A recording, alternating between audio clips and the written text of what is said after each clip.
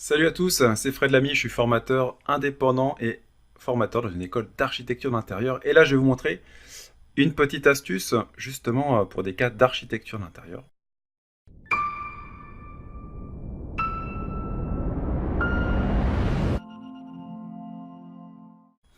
Donc on me demande souvent dans des projets comment couper des façades, des cloisons un peu complexes. Et là, c'est le cas, c'est-à-dire que j'ai un élève qui m'a fait hop, une verrière, j'ai une cloison qui vient s'installer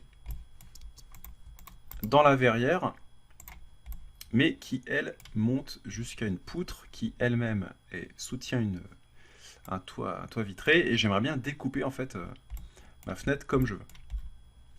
Alors, je vais enregistrer le fichier, hop, voilà, et puis, donc, je vais déjà essayer de voir si je peux pas baisser un peu les dimensions de ma vitre avec l'outil échelle, pour que ce soit voilà, peut-être un peu plus réaliste, voilà. Et donc, quoi qu'il arrive, moi, j'ai envie de couper ma fenêtre comme ça. Donc, ce que vous allez faire, c'est que vous allez déjà grouper l'objet que vous voulez découper, et puis il faut grouper aussi tous les autres éléments de façon à s'en sortir dans cette magnifique opération. Donc que ce soit dans la version pro ou dans la version gratuite de SketchUp, vous avez un outil qui s'appelle intersection des faces avec le modèle.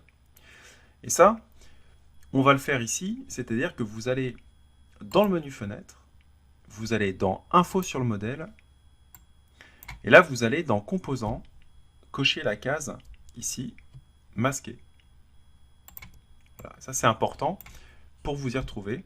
Donc ça, vous allez voir, hein, ça fonctionne aussi quand vous avez des toits sous comble. Donc vous cliquez sur composant, vous cliquez sur masquer, et à ce moment-là, vous passez en mode isolation. C'est-à-dire que si je vais double-cliquer dans ma cloison, vous voyez, ça isole tout ce qu'il y a autour. Donc c'est pratique pour dessiner. Alors je pourrais très bien calculer et dire voilà, bah en fait, faut que je coupe à partir de 2,80 m, et ici, il faut que je coupe la poutre. Alors c'est ce que je faisais moi au début, c'est juste l'enfer. Vous prenez votre crayon et vous en sortez pas, vous passez la journée. Non, vous double-cliquez dans votre objet.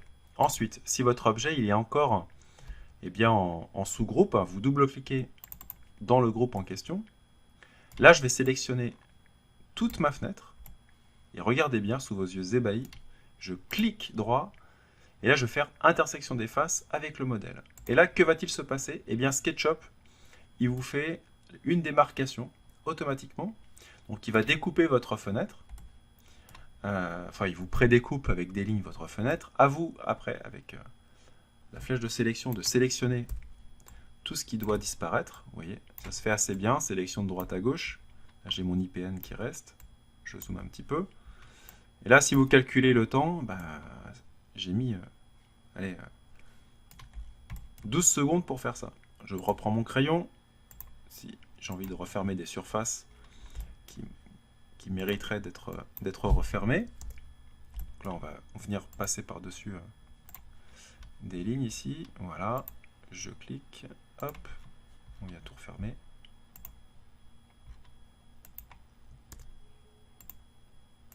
Hop. Et voilà. Et là, je vais ressortir de mon groupe. Il suffit de cliquer à l'extérieur des pointillés. Et regardez bien le travail. Donc là, ma fenêtre a été correctement découpée. Donc c'est vraiment super bien. Après, si j'ai besoin de refaire un encadrement, donc je vais double-cliquer à l'intérieur. Et là, je peux, par exemple, avec la touche Shift, je vais sélectionner toutes les lignes que j'ai envie de déplacer. Donc avec la touche, avec déplacer maintenant et la touche CTRL sur PC, Alt sur Mac. Vous voyez, je vais déplacer toutes mes lignes. Et là, je vais pouvoir donner de nouveau de l'épaisseur avec la touche CTRL et pousser tirer pour garder la phase de départ. Voilà, ici pareil. Et là, exactement pareil. Et de l'autre côté, la même chose. Je double-clique partout. Et vous voyez avec quelle facilité on a pu faire une fenêtre sur mesure qui vient s'incruster pile poil en dessous une poutre. Donc voilà pour la petite astuce du jour. Donc la fonction intersection des faces avec le modèle est super bien. Imaginez par exemple, je clique dans la poutre ici, je sélectionne tout, clic droit, intersection des faces avec le modèle. Et SketchUp va comprendre qu'il y a un objet qui transperce ma sélection et vous fait automatiquement, vous voyez, ici le profilé. Donc on pourrait très bien pousser, tirer cette zone pour X raisons et laisser du vide à l'intérieur. Et quand je vais ressortir de ma sélection, vous voyez, j'ai la découpe ici de ma poutre. Donc c'est plus joli en termes de rendu. Donc encore une fois, intersection des faces avec le modèle. Voilà pour ce petit truc et astuce que vous allez pouvoir utiliser dans vos projets. Moi je vous dis à bientôt pour de nouveaux conseils et de nouveaux tutos sur SketchUp.